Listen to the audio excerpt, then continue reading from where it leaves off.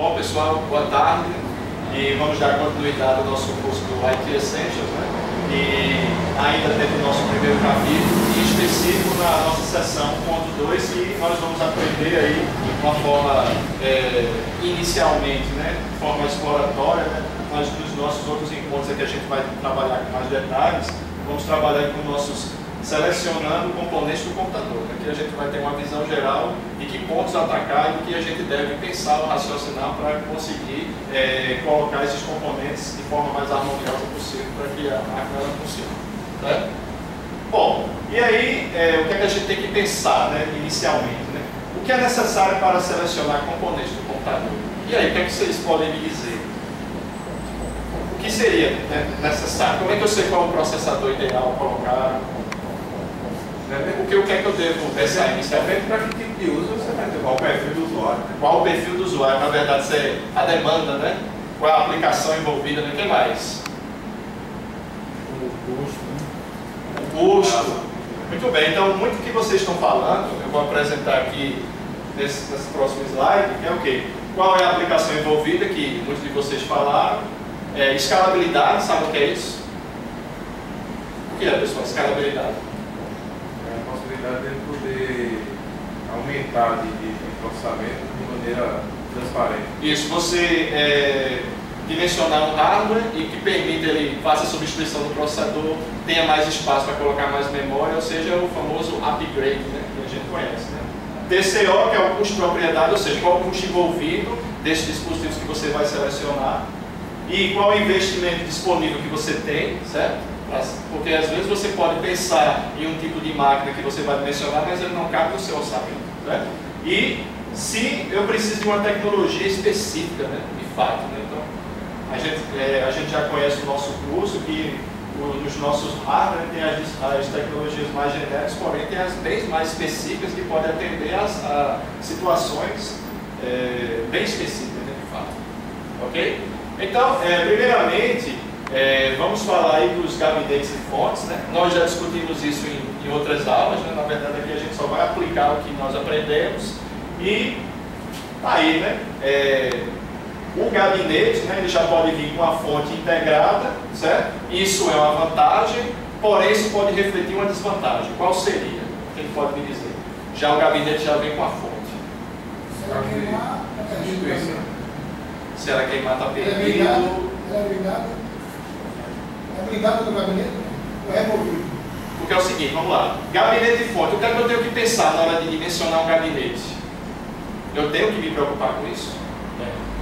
O tamanho da placa, né? Exatamente, né? Vocês já aprenderam nos capítulos anteriores que os padrões ATX, ele tem várias dimensões. E essas várias dimensões são em função da quantidade de recursos e dispositivos que você pode inserir lá na placa-mãe do computador, certo? Então, esse tamanho aqui ele pode ser maior, certo? Ou menor em função dos dispositivos que você vai colocar. E também nós falamos de um outro fator, que é a questão do aquecimento. Então, quanto maior o gabinete, a gente tem a vantagem do maior dissipação do fluxo de calor. Fica mais fácil, né? Quanto mais apertado, né? Fica mais complicado essa questão da dissipação de calor, certo? Mas com relação à fonte do computador, às vezes é mais interessante eu ter a liberdade de dimensionar também a fonte em específico. Por quê? Como é que eu vou saber qual é a fonte ideal para alimentar o computador? Vocês já pararam para pensar nisso? Como é que eu posso imaginar qual seria a potência certa para alimentar quais dispositivos? Como é que eu posso pensar isso?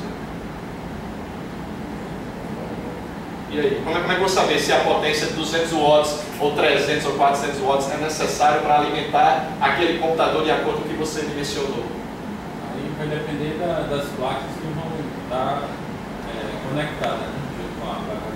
Se vai ser necessário uma quantidade maior de potência, né? potência. Ou seja, eu teria que saber individualmente a potência de cada dispositivo e fazer um somatório, né? Mas aí, Kleber, você acha que é fácil eu conseguir essas potências de memória, a potência do processador, do HD que está instalado? É complicado, né? Você pode até encontrar, mas não significa que você vai encontrar essas informações em todos os casos. Então, existe, né, um site bastante interessante na internet, que são as chamadas as calculadoras, né? Você entra nesse site aqui, ó, por exemplo. Eu já estou com ele aqui aberto. E esse site aqui, ele permite você montar todo o seu computador em função do que você já escolheu, certo? Você vai dizer, por exemplo, se o teu computador ele permite você colocar 1 ou 2 ou 4 CPUs físicas, você vai dizer qual é o tamanho da placa-mãe, que foi o que o nosso aluno aqui falou, né? Que isso muda, né? Como eu já falei, as placas-mães têm dimensões diferentes. Você vai dizer se o processador é Intel ou AMD, vai dizer aqui qual os sockets, vamos escolher um aqui. Processadores Intel. E aqui eu estou com alguns dos sockets, né? E aí você escolhe o socket, ou seja, você vai montando todo o computador. Tem uma parte aqui bem refinada que ele vai na questão do overclock, se você quer fazer overclock, né?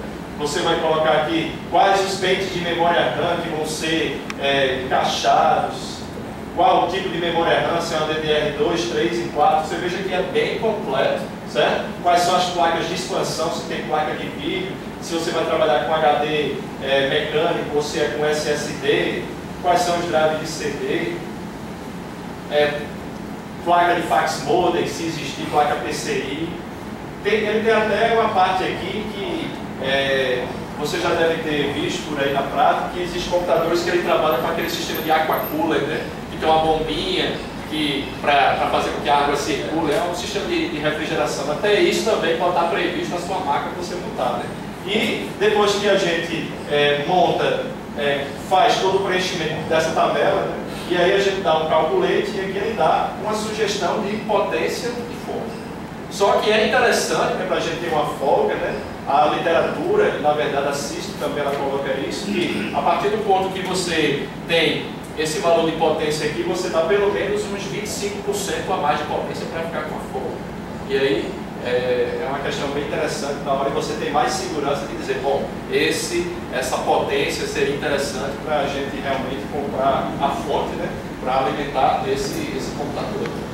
Só que quando a gente vai para a prática, né, a gente se depara com esses dois tipos de fonte, né, que acho que vocês devem saber, né? Qual é a diferença entre elas? Ou seja, essa fonte aqui sendo de 400 watts vai ser igual a essa daqui de 400? A gente sabe que isso aqui tem fontes, né? Pelo menos aqui no Brasil é bastante popularizado, isso são essas fontes aqui, são chamadas fontes de menor qualidade e eficiência, ou seja, essas fontes aqui não iriam entregar a potência de acordo com o que realmente está no rótulo dela, né? Por isso que aqui no Brasil, né, em específico no Brasil, é disseminado, né, essa propaganda das fontes de potência real, porque entende-se que essas fontes de potência real, elas realmente vão entregar a potência real que está catalogada lá no seu rótulo, certo? Então, é preferível que utilize esses tipos de fontes aqui. Ok, pessoal? Então, entre gabinete e fonte já sabemos. E aí, placa-mãe, né? O que é que eu vou observar da placa-mãe?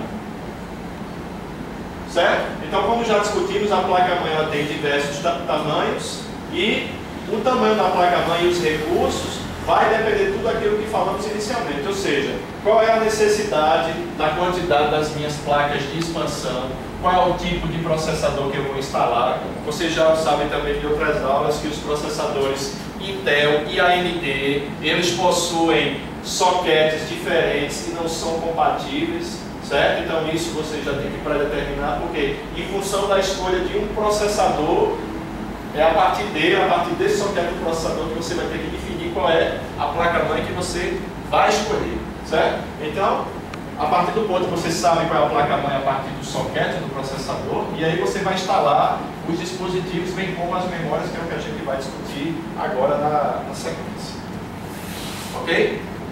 Bom, e aí, uma coisa interessante é que os alunos, eles perguntam muito, é uma dúvida, né, realmente bem pertinente, como é que eu vou saber escolher um bom processador? Vocês já pararam para pensar nisso? Às vezes a gente tem dúvida na hora de fazer a compra de uma máquina já montada ou na hora de montar. E aí, será que o processador Core 5 é melhor do que tal Core 3? Eu vou escolher o processador pela frequência, pela quantidade de cache só? O que é que vocês acham hoje em dia disso?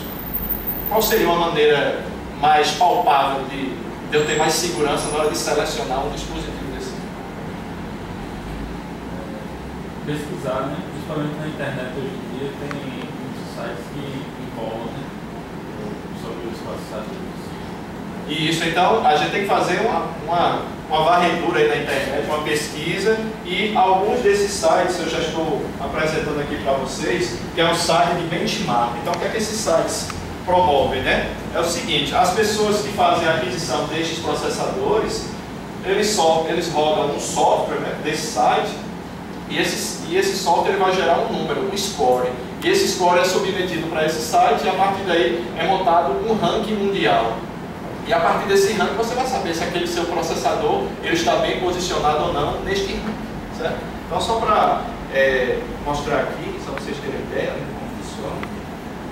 Então está aqui, ó. Na verdade já tem aqui algumas tabelas com alguns rankings prontos em função de certas métricas, mas aqui o que a gente vai mostrar é, você poderia entrar com um processador que você quisesse aqui e mandar procurar, né? Mas aqui eu vou mandar ele botar aqui por ranking, né? Ordenar aqui por vamos ver aqui internet.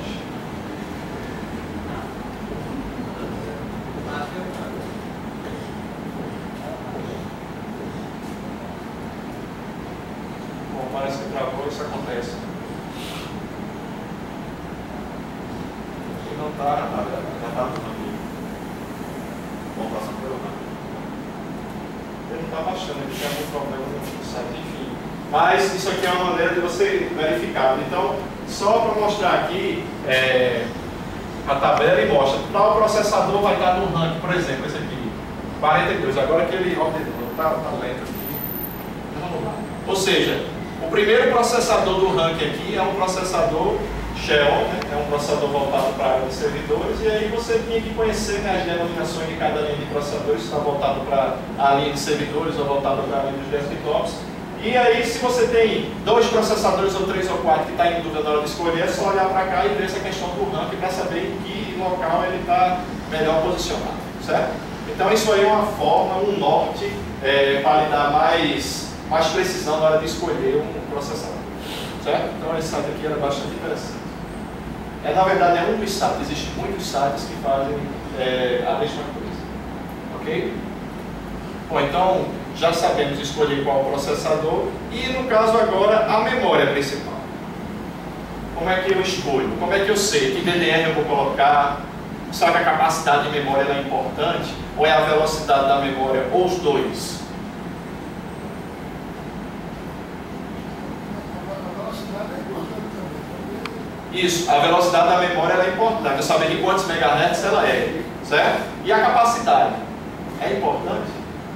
Nós já sabemos que sim, porque se eu tenho pouca capacidade e eu queira abrir uma quantidade de processo maior do que a memória consiga armazenar, eu vou usar o disco como um elemento secundário de memória, que na verdade é o uso da SWAP, né? Em virtude que o sistema operacional trabalha com aquela questão da gerência da memória virtual, certo? Então, é interessante eu investir nos dois, tanto em capacidade quanto em velocidade. Só que aí eu tenho que saber exatamente qual é a capacidade, né, e velocidade propriamente dita. Porque, pessoal, uma coisa bastante interessante e o que acontece muito na prática é o seguinte, né? Às vezes você escolhe um processador, mas não sabe qual é a velocidade, a velocidade certa que você tem que colocar aqui para que as memórias trabalhem em conjunto com o processador.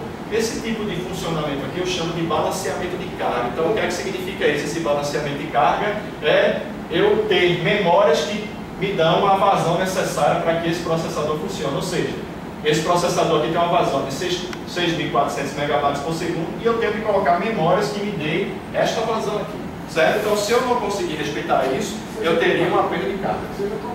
Seja compatível, certo? Então aqui está uma tabela rápida que ele está mostrando quais são as vazões e aí eu teria que compatibilizar essas memórias com a vazão do processador, certo? Então é em virtude disso que existem aí os sistemas em duplo canal para oferecer mais ou menos vazão. Então é interessante também você verificar lá no site fabricante a especificação do processador para saber exatamente qual a vazão necessária para vocês colocarem a memória correta, né? Certo, pessoal? Então, eu fico por aqui hoje, né? Nossa aula aqui, como eu disse, é uma visão geral só, e nas nossas próximas aulas a gente vai olhar mais em específica esses assuntos. E obrigado pela atenção.